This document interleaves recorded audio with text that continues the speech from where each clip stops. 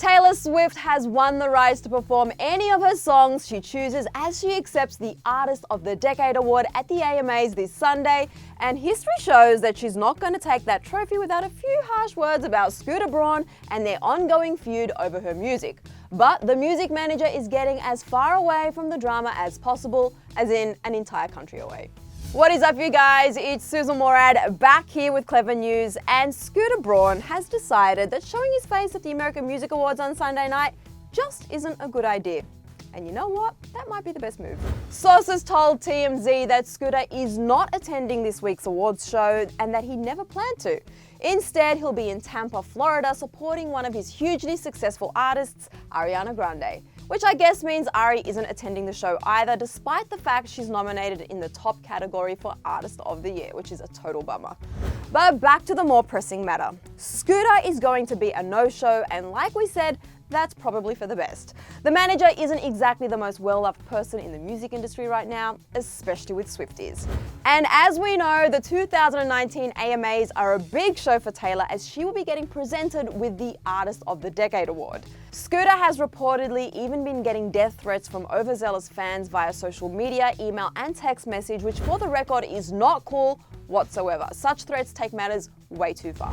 So Scooter's sitting this one out. But if you think this will stop Taylor from speaking out on the battle, you haven't been paying attention. Using an award show stage to express her feelings on issues that are important to her is pretty much the singer's signature boss babe move. Remember when she won Video of the Year at the MTV VMAs earlier this year? The You Need to Calm Down singer used that platform to take a shot at President Trump and fight for the LGBTQ+ rights in Washington. She referenced a petition that supports the Equality Act. I want to thank everyone who signed that petition because it now has 500,000 signatures, which is 5 times the amount that it would need to warrant a response from the White House. Backing it up a bit, remember when Taylor was feuding with Kanye West over the "Made That Famous" line in his song Famous? Refresh, Taylor told us that she didn't approve of Kanye using that particular line in his song, and furthermore, was upset that he took credit for her self-earned fame. And she used the Grammy stage in 2016 to share her thoughts on the matter.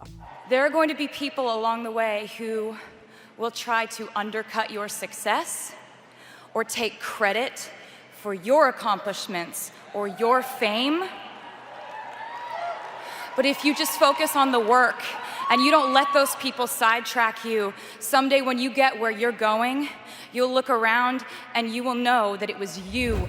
Okay, so we had to go back to the vault for this one, but what seems like a lifetime ago in 2012, Taylor won a Grammy for Best Country Solo Performance for her song Mean, and yet again used her time on stage to take a shot at people who had wronged her.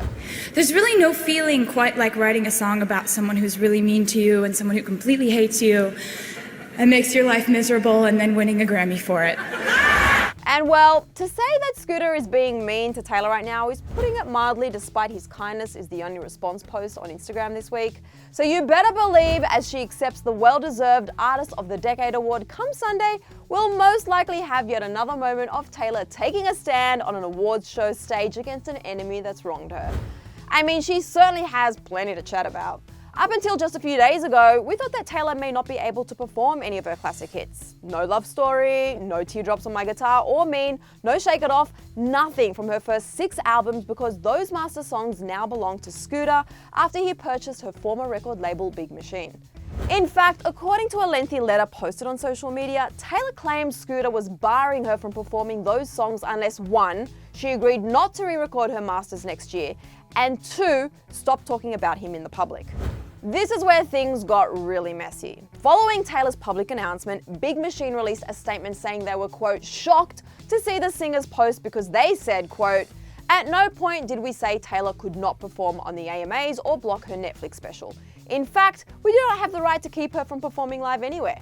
Oh, and they threw in there that Taylor owed them millions of dollars and has refused to not only pay, but communicate with them in any way, shape, or form. But as we know, Taylor's team then responded with their own statement.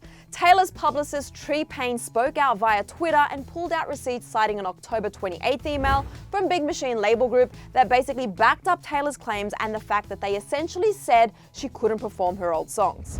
But then, despite Big Machine's initial statements, they released this statement a couple of days later. They said, quote, "The Big Machine label group and Dick Clark Productions announced that they have come to terms on a licensing agreement that approves their artists' performances to stream post-show and for rebroadcast on mutually approved platforms. This includes the upcoming American Music Awards performances. It should be noted that recording artists do not need label approval for live performances on television or any other live media.